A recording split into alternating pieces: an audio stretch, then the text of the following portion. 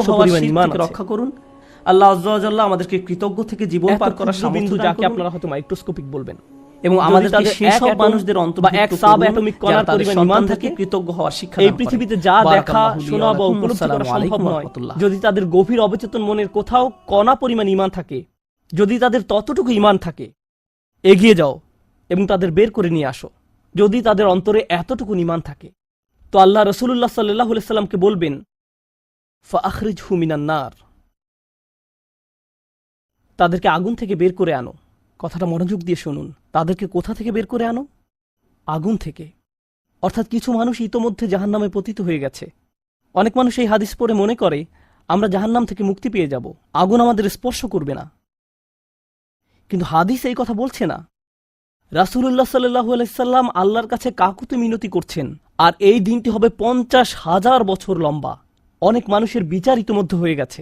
আর আমি আপনাদেরকে সেই আগুন সম্পর্কে শুরুতে বলেছিলাম, আপনি যদি এর বাতাসের স্পর্শ পান 1 সেকেন্ডেরও কম সময়ের জন্য, আপনার মনে হবে এর চেয়ে ভয়ঙ্কর আর কোনো শাস্তি হতে পারে না। আর আল্লাহ রসুল সাল্লাল্লাহু আলাইহি সাল্লাম সেই মানুষগুলোর জন্য আশা ছেড়ে দেননি, তাদের জন্য হতাশ হয়ে পড়েননি। প্রসঙ্গত তারা মুসলিম, তারা কিন্তু মুসলিম, কারণ রসুল সাল্লাল্লাহু আলাইহি সাল্লাম কি বলছেন, তার মুখ থেকে কোন কথাগুলো উচ্চারিত হয়েছে? উম্মতি উম্মতি। আগুনের মানুষগুলো মুসলমান, ওই মানুষগুলো অমুসলিম নয়, মুসলিম। তো রসুল সাল্লাল্লাহু আলাইহি সাল্লাম বলেন, ফা আনতালিকু ফাফআল, আমি যাব এবং সেটাই করব। প্রসঙ্গত রাসূলুল্লাহ সাল্লাল্লাহু আলাইহি সাল্লামের এই কথার সাথে হাদিসের সমাপ্তি হলো। আনাস ইবনে মালিক রাদিয়াল্লাহু তাআলা আনহু তার কাছে আসা লোকদেরকে এতটুকু বর্ণনা করলেন, ফাকুলতু লিবাদি আসহাবিনা, হযরত আনাসের কাছে হাদিস শিখতে আসা একজন বলল, আমি আমার কিছু সঙ্গীকে বললাম, লাউ মারারনা বিল হাসান ওয়া হুয়া মুতাওয়ারিন ফি মানজিলি আবি খলিফা, চলো আমরা হাসান বসরির কাছে যাই। আমরা হাদিসটি আনাসের কাছ থেকে শুনেছি, কিন্তু আমরা জানি এই হাদিসটি হাসানও জানেন, চলো আমরা তার কাছে যাই। প্রসঙ্গত আনাস রাদিয়াল্লাহু তাআলা আনহু তখন অনেক বয়স হয়ে গিয়েছিল। এই হাদিসে কতবার রাসূল সাল্লাল্লাহু আলাইহি সাল্লাম আল্লাহর কাছে গেলেন? 3 বার। রাসূলুল্লাহ সাল্লাল্লাহু আলাইহি সাল্লাম ইন্তেকাল করেছেন বহু বছর আগে। আমরা জেনেছি এই হাদিস হাসান বসরিও জানেন। তারা আগে কখনো এই ধরনের কথা শুনেনি। খুবই আশ্চর্যজনক কথা। এজন্য তারা ব্যাপারটা যাচাই করতে চাচ্ছিলেন যে দেখা যাক হাসান বসরিও একই হাদিস বর্ণনা করেন কিনা। তারা শুনেছে হাসান বসরি বাস করেন আবু খলিফার বাড়ির পেছনের একটি ঘরে। তাই তারা হাসান বসরিকে খুঁজতে লাগলো। তারা তাকে খুঁজে পেলেন। হাদ্দাসানা আনাস ইবনে মালিক ফাআতাইনাহু ফাসাল্লামনা আলাইহি, তো আমরা তার কাছে এলাম এবং তাকে সালাম দিলাম। ফাআযিনা লানা, তিনি আমাদেরকে প্রবেশের অনুমতি দিলেন। ফাকুলনা লাহু ইয়া আবা সাঈদ, আমরা তাকে বললাম, হে সাঈদের পিতা, জিনাকা মিন ইনদি আখিকা আনাস ইবনে মালিক, আমরা আপনারই ভাই আনাস ইবনে মালিকের নিকট হতে আপনার কাছে আসলাম। ফালাম নারা মিসলা মা হাদ্দাসানা ফি শাফাআত, শাফাআত বিষয়ে তিনি যেমন বর্ণনা দিয়েছেন তেমনটা বর্ণনা করতে আমরা আর কাউকে দেখিনি। ফাকালা হি, তিনি বললেন, হ্যাঁ তোমরা তো জানো। ফাহাদ্দাসনাহু বিল হাদিস, আমার কাছে সেটি বর্ণনা করো, দেখি তোমরা আনাসের কাছ থেকে কি শুনেছ। তো তারা তার নিকট সম্পূর্ণ হাদিসটি বর্ণনা করে শোনালেন। ফাআনতাহা ইলা হাযাল মাওদি', আমরা এই পর্যন্ত অর্থাৎ 3 বার রাসূল সাল্লাল্লাহু আলাইহি সাল্লামের সুপারিশের কথা বলে শেষ করলাম। ফাকালা হি, তিনি বললেন আরো বর্ণনা করো। ফাকুলনা লাম ইয়াজিদ লানা আলা হাযা, আমরা বললাম তিনি তো এর অধিক আমাদের কাছে বর্ণনা করেননি, আমাদেরকে এতটুকুই বলেছেন। এখন হাসান কথা বলছেন, লাকাদ হাদ্দাসানি ওয়া হুয়া জামিউ মুনযু 20 সানাতান, তিনি অর্থাৎ আনাস আমার কাছে এই হাদিস বর্ণনা করেছেন যখন তিনি তখন যুবক ছিলেন, 20 বছর আগে। কত বছর আগে? 20 বছর আগে। আমি নিশ্চিত না তিনি কি বাকিটুকু ভুলে গেলেন, নাকি তিনি তোমাদেরকে বাকিটুকু বলেননি, কারণ তাহলে তোমরা অলস হয়ে পড়বে। ফালা আদ্রি আনাসি আম কারিহা আন তাত্তাকিলু, তিনি এরপর বললেন এই হাদিসের চতুর্থ একটি অংশ আছে, আর আমি নিশ্চিত নই তোমাদের বলা উচিত কিনা, কারণ তার এখন বয়স বেশি হয়েছে, তার স্মরণশক্তি ওইভাবে কাজ করছে না। কিন্তু আমার সন্দেহ তিনি তোমাদের বলেননি, কারণ তোমরা এতে অলস হয়ে পড়বে। তারা বলল, ইয়া আবা সাঈদ হাদ্দাসানা, আপনি কি আমাদেরকে এটা বলতে পারেন? আমরা আসলেই জানতে চাই। ফাদহিকা, তিনি হাসতে শুরু করলেন। ফাকালা খুলিকাল ইনসানু আজুলা, তিনি কোরআনের একটি আয়াত উল্লেখ করে বললেন, মানুষকে সৃষ্টি করা হয়েছে তাড়াহুড়া প্রবণ করে। মা যাকারতুহু ইল্লা ওয়া আনা আদরি আন উহাদ্দিসুকুম হাদ্দাসানি কামা হাদ্দাসাকুম বিহি, আমি তো বর্ণনার উদ্দেশ্যেই তোমাদের কাছে বিষয়টি উল্লেখ করলাম। তিনি তাদেরকে উৎসুক করে তুলেছিলেন, আমি তোমাদেরকে বলবো তিনি তোমাদের নিকট যা বলেছেন তা সত্য। হাসান আরো বলেন, রাসূলুল্লাহ সাল্লাল্লাহু আলাইহি সাল্লাম বলেন, এরপর আমি চতুর্থবারের মতো ফিরে আসব। ফা আহমাদাহু বিতিলকাল মাহামিদ, এবং সেসব প্রশংসা বাক্য দিয়ে আল্লাহর প্রশংসা করব, যে বাক্যগুলো আল্লাহ আমাকে দিয়েছেন, যা অন্য কোন সৃষ্টিকে এর পূর্বে দেয়া হয়নি, এবং সিজদায় পড়ে যাব। সুম্মা আখিরু লাহু সাজিদান, তখন বলা হবে, ফায়ুকালু ইয়া মুহাম্মদ ইরফা রাসাকা, হে মুহাম্মদ মাথা উঠাও। ওয়াকুল ইউসমা, বলো তোমার কথা শোনা হবে। ওয়াসাল তুআতা, চাও দেয়া হবে। ওয়াশফা তুশাফা, শাফায়াত করো গ্রহণ করা হবে। এই সময়ে এসে এতটুকুর চেয়ে ছোট ঈমানও আর অবশিষ্ট নেই। সকল সম্ভাব্য ঈমানওয়ালাদের মুক্তি হয়ে গেছে। আদনা আদনা আদনা মিসকাল হাব্বা, সবাই মুক্তি পেয়ে গেছে। ফাআকুলু ইয়া রব ইযআন লি ফি মান ক্বালা লা ইলাহা ইল্লাল্লাহ। এখন রাসূলুল্লাহ সাল্লাল্লাহু আলাইহি সাল্লাম বলেননি উম্মতি, এইবার তিনি উম্মতি বলেননি, তিনি বলছেন হে আমার প্রতিপালক, আমাদেরকে তাদের সম্পর্কে শাফায়াত করার অনুমতি দান করুন যারা বলেছে লা ইলাহা ইল্লাল্লাহ। যে এমনকি এই কথা বলেছে, আচ্ছা ঠিক আছে, আমার মনে হয় একজন সৃষ্টিকর্তা আছেন। একটি কলেজ ক্যাম্পাসে হয়তো একদল ছাত্র মুসলিম ছাত্রদের সাথে আলোচনা করছে, তখন একজন বলল, আচ্ছা ঠিক আছে, দার্শনিক দৃষ্টিকোণ থেকে মেনে নিলাম একজন ঈশ্বর রয়েছেন, ঠিক আছে আমি মানলাম যে একজন ঈশ্বর আছেন, আমি বলছি না যে আমি মুসলিম, যদি উপাসনা করতেই হয় তাহলে শুধু এক ঈশ্বরের উপাসনা করতে হবে। তাদের অন্তরে কোনো অনুভূতি নেই, তারা কারো ইবাদত করছে না, তারা শুধু এই উপসংহারে পৌঁছেছে। প্রসঙ্গত এই ধরনের একটা সাদৃশ্য পাওয়া যায় সূরা হুজরাতের একটা আলোচনায়। আল্লাহ বলছেন, ফাকালাতিল আরাবু আমান্না কুল লাম তুমিনু ওয়ালাকিন কুলু আসলামনা। বেদুইনরা বলে আমরা ঈমান এনেছি, বলো তোমরা ঈমান আনোনি, বরং তোমরা বলো আমরা আনুগত্য স্বীকার করেছি। তোমরা শুধু ইসলামের প্রাথমিক ধারণা গ্রহণ করেছ। ধারণা থাকে এখানে, আর ঈমান কোথায় থাকে? যাদের অন্তরে কিছু ঈমান ছিল তাদের ইতোমধ্যে নেওয়া হয়ে গেছে। এখন যাদের মাথায় কিছু ধারণা ছিল যে একজন রব আছেন, তারা কোনোদিন ধর্ম প্র্যাকটিস করেনি, তারা ধর্মীয় কোনো কাজই করেনি, তারা শুধু এই ধারণা মেনে নিয়েছিল যে শুধু একজন প্রভুর উপাসনা করতে হবে। রাসূলুল্লাহ সাল্লাল্লাহু আলাইহি সাল্লাম বলছেন, যে কেউ এই সিদ্ধান্তে আসবে যে কেউ বলবে লা ইলাহা ইল্লাল্লাহ, তার জন্য শাফায়াত করার অনুমতি দান করুন। আল্লাহ বলবেন, ফায়াকুলু ওয়া ইজ্জাতি ওয়া জালালি ওয়া কিবরিয়াই ওয়া আযীমাতি। আল্লাহ বলবেন, আমি আমার কর্তৃত্বের শপথ করছি, আমি আমার স্বীয় গৌরবের শপথ করছি, আমি আমার বরত্বের শপথ করছি, আমি আমার মহত্বের শপথ করছি। লা উখরিজান্না মিনহা মান ক্বালা লা ইলাহা ইল্লাল্লাহ। আমি স্বয়ং অবশ্যই তাদের সবাইকে জাহান্নাম থেকে বের করব যারা বলেছে লা ইলাহা ইল্লাল্লাহ, তোমার এই সুপারিশের কারণে। সাল্লাল্লাহু আলাইহি সাল্লাম। জাহান্নাম কতটা ভয়ঙ্কর তার একটা ছোট্ট নমুনা দিয়ে আমি আজকের আলোচনা শুরু করেছিলাম। এখন সব শেষে রাসূলুল্লাহ সাল্লাল্লাহু আলাইহি সাল্লাম আমাদের জন্য এই শাফায়াত করছেন। এই হাদিসটি অন্যতম গুরুত্বপূর্ণ একটি হাদিস। এমনকি 20 বছর পরে আনাস ইবনে মালিক এখন বৃদ্ধ হয়ে গেছেন, মানুষ তখনও তার কাছে শাফায়াত বিষয় জানতে এসেছেন। এমনকি আজকের দিনেও এই হাদিসটি অন্যতম শক্তিশালী একটি হাদিস, এবং অন্যতম এই জন্য যে ভুলভাবে ব্যবহার করার একটি বক্তব্য রাসূলুল্লাহ সাল্লাল্লাহু আলাইহি সাল্লামের। কখনোই এর অপব্যবহারের চিন্তাও করবেন না। এটা ফ্রি হয়ে যাওয়ার লাইসেন্স নয়। যদি আমরা মনোযোগের সাথে পড়ি তাহলে আমরা বুঝব যে আল্লাহ এমন মানুষদেরকে জাহান্নাম থেকে বের করে আনার জন্য অনুমতি দেবেন যাদের ঈমান যথেষ্ট ছিল না, যাদের সৎ কাজ যথেষ্ট ছিল না। পক্ষান্তরে এমন অনেক মানুষ থাকবে যাদের অন্তরে ঈমান আছে, যাদের ডান হাতে সৎ কাজ আছে, আর এই সৎ কাজগুলো বিচারের দিনে আলোতে পরিণত হবে। হৃদয়ের ঈমান ও বিচারের দিনে জ্যোতিতে পরিণত হবে। ইয়াসআ নূরুহুম বাইনা আইদিহিম ওয়া বিআইমানিহিম। তাদের বুকের ভেতর থেকে আলো ছুটতে থাকবে, এবং তাদের ডান হাত থেকে এই আলো টর্চে পরিণত হবে, গাড়ির হেডলাইটের মতো। চারপাশে থাকবে অন্ধকারাচ্ছন্ন, আর আপনি জান্নাতের দিকে ছুটতে থাকবেন। আপনাকে জাহান্নাম অতিক্রম করে যেতে হবে, এটা আল্লাহর নির্দেশ। ওয়া ইম মিনকুম ইল্লা ওয়ারিদুহা। জান্নাতে যেতে হলে সবাইকে জাহান্নাম অতিক্রম করে যেতে হবে, সবাইকে, এর কোনো ব্যতিক্রম নেই। আর এই ব্রিজ অতিক্রম করতে হলে আপনার আলো লাগবে। যদি আলো না থাকে তাহলে পড়ে যাবেন। তো মানুষ যখন হেঁটে যাচ্ছে তখন অনেকের এত পরিমাণ আলো থাকবে যেন মক্কা থেকে সিরিয়া দেখা যাচ্ছে, আর কারো কারো এত অল্প পরিমাণ আলো থাকবে যে তারা কোনো মতে পায়ের সামনের কিছু অংশ দেখতে পাবে, কারণ তাদের ঈমান দুর্বল ছিল। কিন্তু এই হাদিস এমন মানুষদের সম্পর্কে নয় যাদের সামান্য কিছু আলো থাকবে বা অনেক বেশি আলো থাকবে। এই হাদিস এমন মানুষদের সম্পর্কে যাদের আলো এত স্বল্প পরিমাণ যে এটি দিয়ে কিছুই দেখা যাচ্ছে না, আর যাদের আলো আছে তারা আল্লাহর কাছে ভিক্ষা করতে থাকবে, রব্বানা আতমিম লানা নূরানা ওয়াগফির লানা। আমাদেরকে আমাদের আলো পূর্ণ করে দিন, ব্যাটারি যেন শেষ হয়ে না যায়। আমাদেরকে জান্নাতের গেটে পৌঁছে দিন, আমাদেরকে ক্ষমা করে দিন। আমরা আল্লাহর কাছে ভিক্ষা চাচ্ছি যেন তিনি আমাদের কপালে রাসূলুল্লাহ সাল্লাল্লাহু আলাইহি সাল্লামের শাফায়াত জুড়ে দেন, তিনি যেন আমাদেরকে তাদের অন্তর্ভুক্ত করেন যারা আরশের ছায়ায় থাকবে। আমরা আল্লাহর কাছে প্রার্থনা করছি তিনি যেন আমাদেরকে তাদের অন্তর্ভুক্ত করেন যাদেরকে এমনকি জাহান্নামের আগুনের ঠান্ডা বাতাসও স্পর্শ করবে না। আমরা আল্লাহর কাছে দোয়া করছি তিনি যেন আমাদেরকে তার রাসূলের অনুগত উম্মায় পরিণত করে দেন।